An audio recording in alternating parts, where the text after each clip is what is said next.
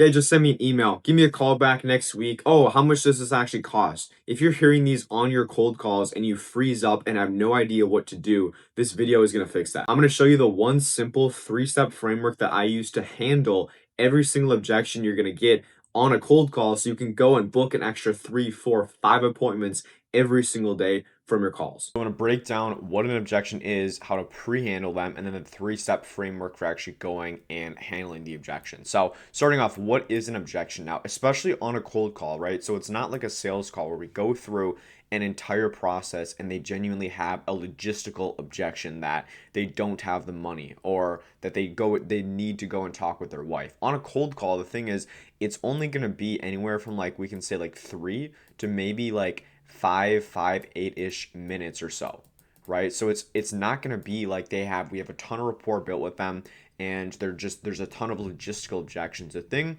with a objection on a cold call is most of the time it's something called a smoke screen. Now, what a smoke screen basically is it's basically there's the real reason right here of what this person is saying.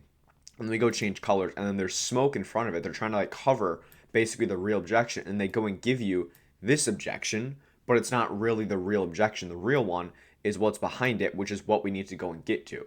Which on a cold call, the thing is a lot of them, what I've seen, it all comes down to just one word, which is trust.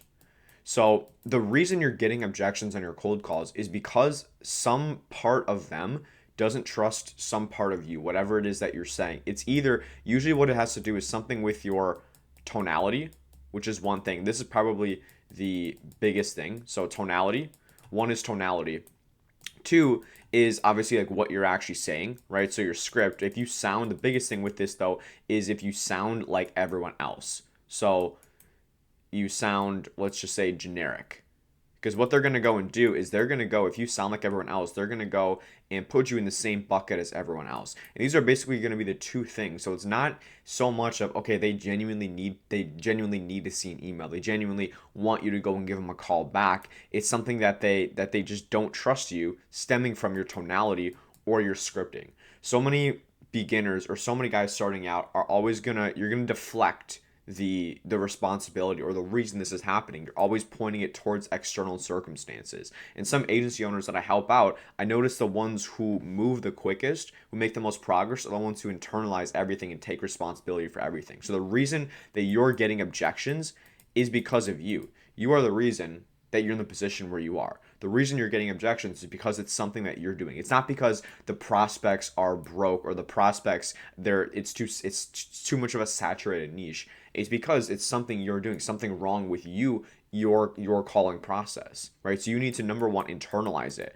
And the second you do this, as I'm telling you, you're going to start getting less objections. Once you just start internalizing this and realizing that it's your responsibility, you're going to just start getting less objections. It's just like I used to have a really low show rate. What I would do is I would just be like really nervous if prospects are going to show up. And I basically just shifted my energy and I just assumed like the prospects show up. I'm the type of person where prospects show up. I don't want to go into like manifesting and stuff like that, but genuinely just changing your mindset. That's the first step. And you see, there's a lot. Like we talked about what is an objection, we end up with that, but you need to understand like the reason for it. So you are the reason for it. The good news with that is we can go and fix it because obviously you're the reason for it. But the biggest thing though, which leads into the next point, is instead of going in objection handling or smokescreen handling, why don't we just go and pre-handle it before it comes up in the first place? Now, you're not going to be able to pre-handle everything, but pre-handling is such a good practice because when you ask to book an appointment, when you give your call to action, your call to action is either on a sales call when you drop the price or an appointment, or on a cold call is then booking an appointment, right? So when you drop your call to action, you are on the back foot. And that's when you give the call to action, if they feel a lack of trust, they are going to give you objections, right? When they feel a lack of trust, when you go and ask them to take the next step, like they're fine going with the conversation. But once you ask them to take the next step, which is the most important part, right? Either the money or booking the appointment, that's when they're going to give you that objection. But what we can do, instead of going and trying to have some crazy word track of like say this, say this, say this, say this, I'm going to give you a framework. But first, why not, again, just go and pre-handle it? So let's talk about that. So if you are getting, then this is the best way to do it, is just like with your agency, you want to reverse engineer everything, right?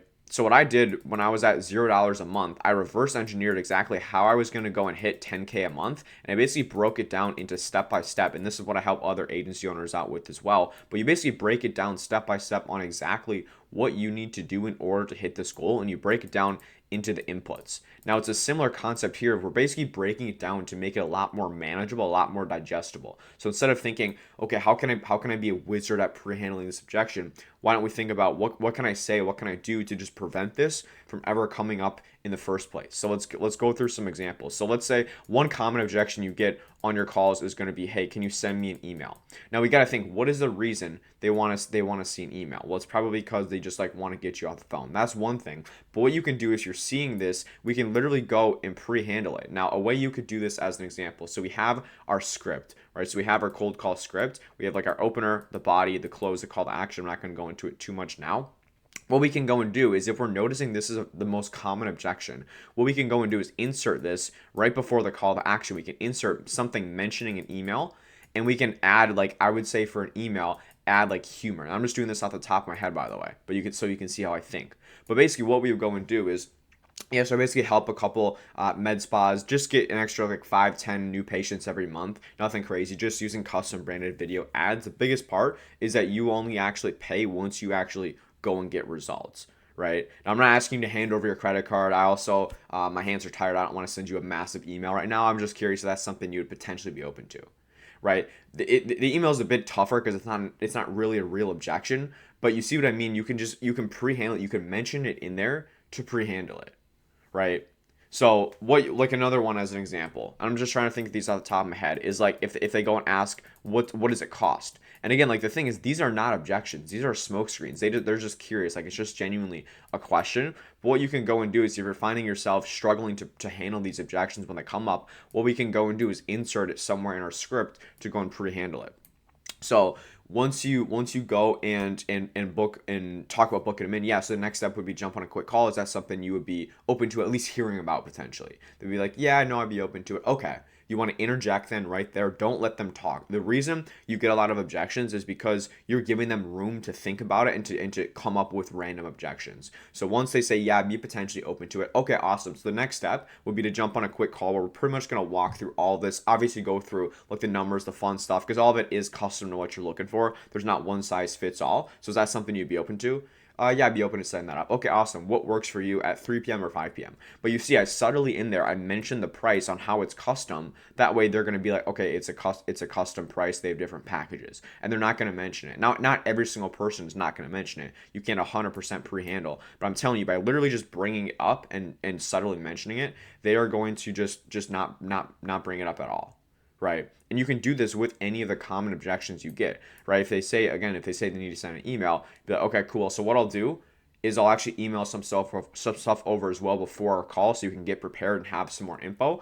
But we'll also pencil that in because that's the next step as well, right? But you just mentioned, okay, if you do want to say that, you mentioned, hey, we'll send some stuff over before to your email, because they say, oh, send me an email, I want to check some stuff out. Be like, yeah, we're gonna send that over, but you bring it up before they do.